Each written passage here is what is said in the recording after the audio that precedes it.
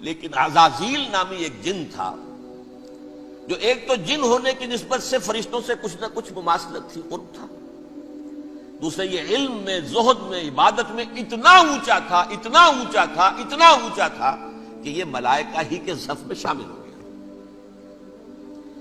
اس نے علم بغاوت بلند کر دیا۔ جب حکم دیا گیا کہ سجدہ کرو آدم کو، اب یہ دیکھیے کس قدر یہ اہم مضمون ہے، اور آپ سوچ رہے ہیں یہ باتیں آج پہلی مرتبہ ہمیں اس طرح سنائی جا رہی ہیں، یہ باتیں تو علم میں آتی نہیں ہمارے۔ وجہ کیا ہے؟ آپ کو دلچسپی نہیں ان چیزوں سے۔ جدید تہذیب نے ان چیزوں کی اہمیت کو زیرو کر دیا۔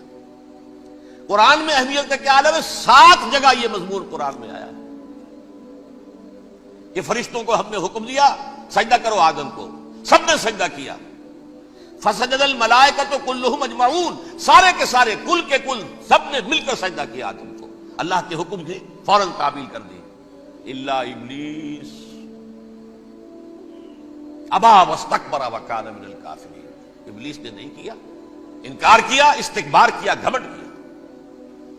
اور اس کو سورہ کہف میں بیان کر دیا گیا، یہ اس لیے کہ وہ اصل میں جنات میں سے تھا، اگرچہ شامل تو تھا فرشتوں میں اس وقت۔ کانا من الجن ففسق عن امر ربہ، وہ اصل میں جنات میں سے تھا، اس وجہ سے وہ اپنے رب کے اس فیصلے کے خلاف کھڑا ہو گیا، سرکشی تھی اس میں۔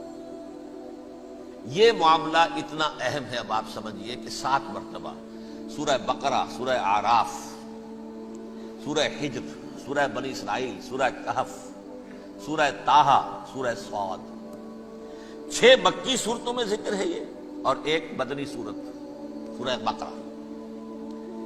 ان میں سے اکثر مقامات پر پھر جب اللہ نے کہا کہ اچھا تم نے یہ سرکشی کی ہے اور ہمارے حکم کی خلاف ورزی کی ہے تو یہاں سے نکل جاؤ، دفع ہو جاؤ، تم مردود ملعون، ان علیک لعنتی الی یوم الدین، اب تجھ پر لعنت رہے گی میری قیامت کے دن۔ اس نے کہا اچھا پروردگار پھر مجھے ذرا مہلت دے دے، رب فانظرنی الی یوم یبعثون، قیامت تک میری زندگی طویل کر دے۔ فاذهب فإنك من المنظرین، کہہ دیا اچھا جاؤ، تمہاری یہ درخواست بھی ہم نے قبول کی۔ انہوں نے کہا پروردگار اب میں اس آدم کو بھی گمراہ کر کے چھوڑوں گا اور آدم کی نسل کو تباہ کر کے چھوڑوں گا۔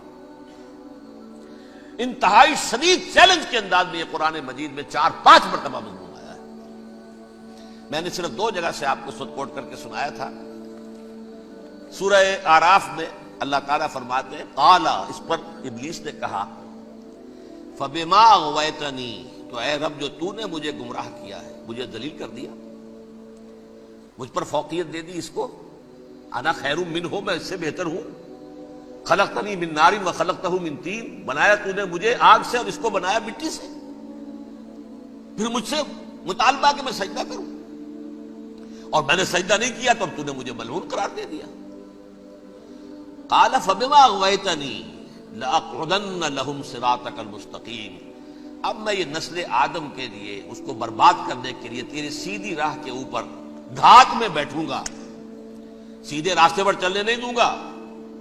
ثم لآتینہم من بین ایدیہم، پھر میں ان پر حملہ آور ہوں گا، ان کے سامنے سے بھی، ومن خلفہم، ان کے پیچھے سے بھی، وعن ایمانہم، ان کے داہنی جانب سے بھی، وعن شمائلہم، اور ان کے بائیں جانب سے بھی، ولا تجد اکثرہم شاکرین، اور تو دیکھے گا کہ ان کی اکثریت تیری شکر گزار بندوں پر مشتمل نہیں ہوگی۔ یہ چیلنج تھا،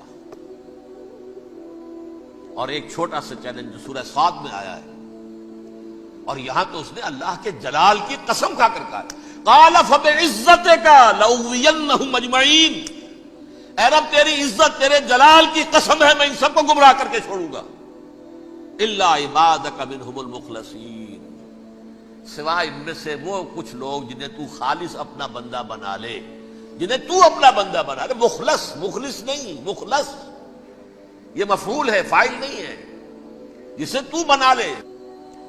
بعض لوگوں کو اللہ چن لیتا ہے، هو اجتباکم، تمہیں چن لیا ہے، اصطفاء، اجتباء، پر وہ بچیں گے جن کو تو اپنی خاص امان میں لے لے گا، باقی میں سب کو گمراہ کر کے چھوڑوں گا۔ یہ ہے اصل دنیا میں نوع انسانی کا ابدی دشمن، ازلی سے ابدی تک۔ اور اس میں نوٹ کیجئے کہ اس کی اصل بنیاد کیا ہوئی؟ دو لفظ، تکبر اور حسد۔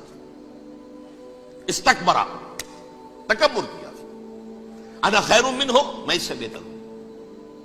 یہ ساری بس کی گانٹھ یہی ہے، سب سے بڑی گمراہی کی وجہ یہی ہے۔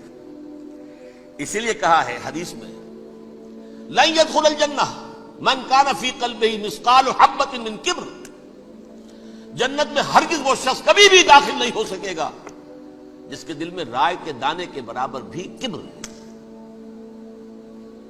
تکبر سب سے بڑا گناہ۔ الکبر ردائی، اللہ فرماتا ہے یہ تکبر، یہ تو میری چادر ہے۔ کوئی شخص تکبر کرتا ہے تو گویا میری چادر گھسیٹ رہا ہے میرے کندھے سے۔ عرب میں کسی شخص کی توہین کرنی ہوتی تھی تو اس کی چادر گھسیٹتے تھے، ننگا کر دیا گویا کہ یہ میری ردائی ہے، الکبر ردائی، یہ میری چادر ہے، یہ جامہ مجھے زیب دیتا ہے، مجھ پر راستہ تھا۔ اور حسد، آدم کو جو برتری عطا ہو گئی، اس حسد کی آگ میں وہ جل رہا ہے اور اس کا انتقام لینا چاہتا ہے۔ آدم سے بھی، آدم کو بھی گمراہ کیا، جنت سے نکلوایا۔ ویسے نکلنا تو انہیں تھا ہی مشیت اذن میں، لیکن فوری طور پر اللہ کے حکم کی خلاف ورزی تو کروائی نا۔ فعصى آدم ربہ فغوى، آدم نے اپنے رب کے حکم کی نافرمانی کی اور گمراہ ہوا عارضی طور پر۔ یہ دوسری بات ہے، توبہ کر لی، اللہ نے توبہ قبول فرما لی، معاف کر دیا۔ کوئی مستقل جو ہے وہ نسل انسانی پر اس گناہ کا اثر متوارث طور پر نہیں آ رہا ہے، ختم ہو چکا معاملہ، ہوا تھا ہو گیا۔ فتلقى آدم من ربہ کلمات فتاب علیہ انہ هو التواب الرحیم۔ اور توبہ کی شان یہ ہے جب وہ قبول ہو جائے اللہ کی جناب میں، کہ التائب من الذنب کمن لا ذنب لہ، گناہ سے توبہ کرنے والا ایسے ہوتا ہے جیسے اس نے کبھی گناہ کیا ہی نہیں تھا۔ لیکن بہرحال وہ گمراہ کرنے میں کامیاب ہو گیا، حضرت آدم اور حوا کو بھی، اور نوع انسانی کی عظیم اکثریت، عظیم اکثریت، عظیم اکثریت اس کے داؤ میں آئی ہوئی ہے نہیں۔ کتنے ہیں وہ عباد اللہ المخلصین، الا عبادک منہم المخلصین، کتنے ہیں جو واقعتاً خالصتاً اللہ کے بندے بن گئے، جنہیں اللہ نے اپنا بنا لیا، اپنا قرار دے دیا۔